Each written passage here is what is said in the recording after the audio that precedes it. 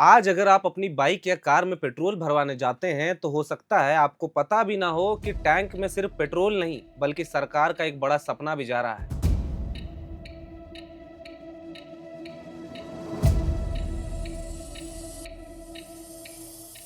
उस सपने का नाम है E20 पेट्रोल। सरकार कहती है कि यही भविष्य है, किसानों के लिए अच्छा है, पर्यावरण के लिए अच्छा है, देश के लिए अच्छा है। लेकिन इसी बीच एक ऐसा देश है जिसने भारत से कहा, भाई भविष्य बाद में देखेंगे, फिलहाल हमें पुराना वाला पेट्रोल ही दे दीजिए।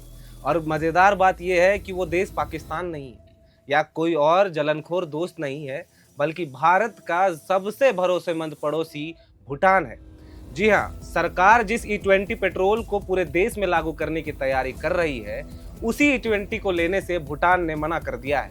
उसने भारतीय ऑयल कंपनियों से साफ कहा है कि जब तक भारत में सामान्य पेट्रोल मिल रहा है, तब तक हमें वही भेजिए।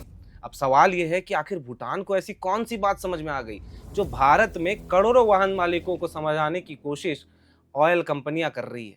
क्या E20 वाकई भविष्य का ईंधन है, या फिर जनता पर किया जा रहा एक ऐसा प्रयोग जिसका रिजल्ट अभी खुद सरकार के पास भी पूरी तरह नहीं है?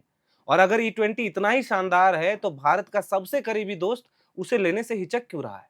आज इसी कहानी को समझेंगे। कहानी सिर्फ पेट्रोल की नहीं है, बल्कि नीति, राजनीति, जेब और जमीनी हकीकत की भी है। नमस्ते, मेरा नाम है विकास कुमार और आप देख रहे हैं एयर नाउ। कहानी शुरू होती है सरकार के उस बड़े मिशन से जिसका नाम है इथेनॉल ब्लेंडिंग प्रोग्राम। सरकार की तरफ से तर्क दिया गया कि पेट्रोल में 20% इथेनॉल मिलाने से कच्चे तेल का आयात कम होगा, किसानों की आय बढ़ेगी, प्रदूषण घटेगा और भारत ऊर्जा के मामले में आत्मनिर्भर बनेगा। सुनने में सब कुछ बहुत शानदार सा लगता है। ऐसा लगता है कि जैसे एक ही तीर से चार निशाने लग गए हों। जब ये नीति सड़क पर उतरती है तब सरकार कहती है कि नई गाड़ियां E20 के हिसाब से बनाई जा रही हैं, लेकिन भारत की सड़कों पर करोड़ों ऐसी बाइक, स्कूटर और कारें दौड़ रही हैं जो 2023 से पहले बनी हैं। इन गाड़ियों के मालिक का कहना है कि E20 डालने के बाद माइलेज कम हो रहा है, इंजन का व्यवहार बदल रहा है, कुछ मामलों में पार्ट्स जल्दी खराब हो रहे हैं और जेब पर बोझ बढ़ रहा है। सरकार मानती भी है कि माइलेज थोड़ा कम होगा, लेकिन साथ में ये भी कहती है कि एक्सेलरेशन बेहतर होगा और इंजन की परफॉर्मेंस सुधरेगी। यानी अगर आपकी बाइक पहले 1 लीटर में 50 किलोमीटर चलती थी और अब 46-47 किलोमीटर ही चल पा रही है, तो सरकार का जवाब है, लेकिन देखिए ना, पिकअप अच्छा हो गया है। अब भैया आम आदमी सोच रहा है कि भाई मुझे रेस तो लगानी है नहीं, मुझे तो दफ्तर जाना है, मेरे लिए पिकअप से ज्यादा जरूरी है महीने के आखिर में पेट्रोल का खर्च कितना बैठ रहा है। यहीं पर भूटान की एंट्री होती है। भूटान ने भारतीय ऑयल मार्केटिंग कंपनियों को से साफ कहा है, जब तक सामान्य पेट्रोल भारत में उपलब्ध है, तब तक वही भेजिए। E20 फिलहाल नहीं चाहिए। और कारण क्या बताया? पहला कारण, उनका फ्यूल स्टोरेज इंफ्रास्ट्रक्चर पुराना है। एथेनॉल नमी खींचता है, उसे स्टोर करने के लिए अलग तरह की व्यवस्था चाहिए। भूटान का कहना है कि अभी उनका सिस्टम इसके लिए तैयार नहीं है। दूसरा कारण और भी दिलचस्प है। भूटान पूरा का पूरा पहाड़ों से बसा देश है। वहाँ की सड़कें सीधी नहीं है, लगातार चढ़ाई है, मोड़ है, ऊंचाई है।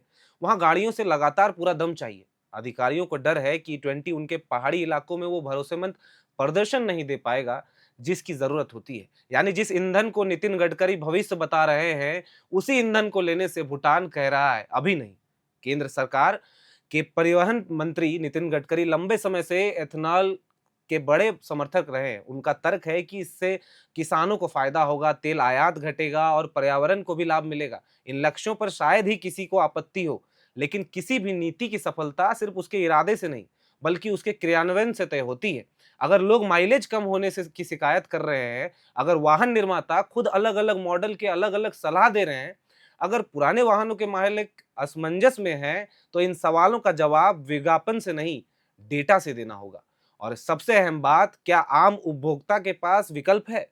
अगर कल पूरे देश में सिर्फ E20 ही उपलब्ध होगा तो जिसके पास पुरानी बाइक है वो क्या करेगा? नई बाइक खरीदे, लाखों रुपए खर्च करे, या फिर ज्यादा पेट्रोल जलाकर समझौता करे?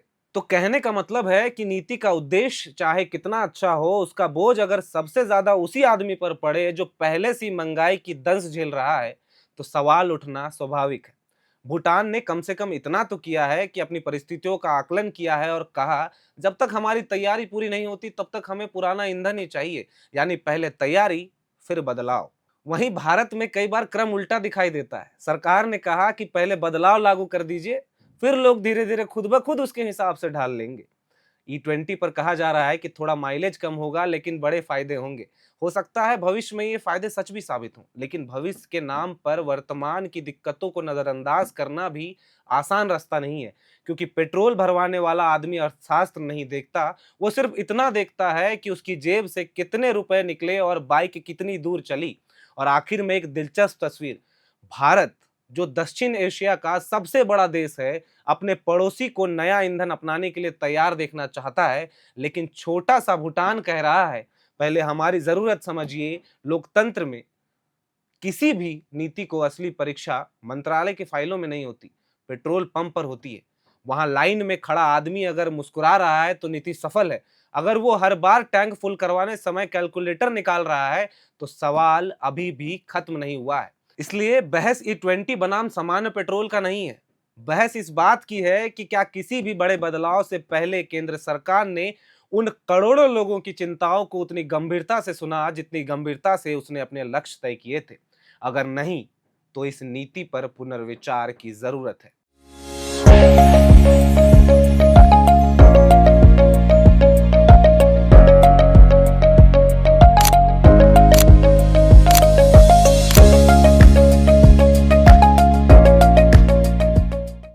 फिलहाल इस वीडियो में इतना ही।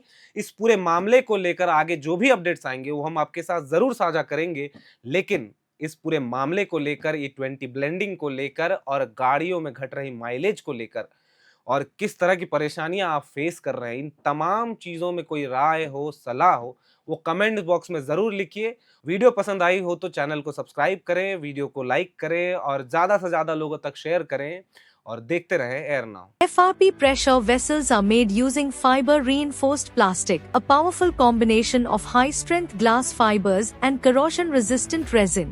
At Duraplast, we manufacture these vessels using advanced filament winding technology. Layer by layer, resin coated glass fibers are precisely wound over a rotating mold, creating a structure that is lightweight, high strength, and built to handle pressure. The result? Superior corrosion resistance, longer lifespan, lower maintenance costs for industries that demand performance without compromise. For customized FRP pressure vessel solutions,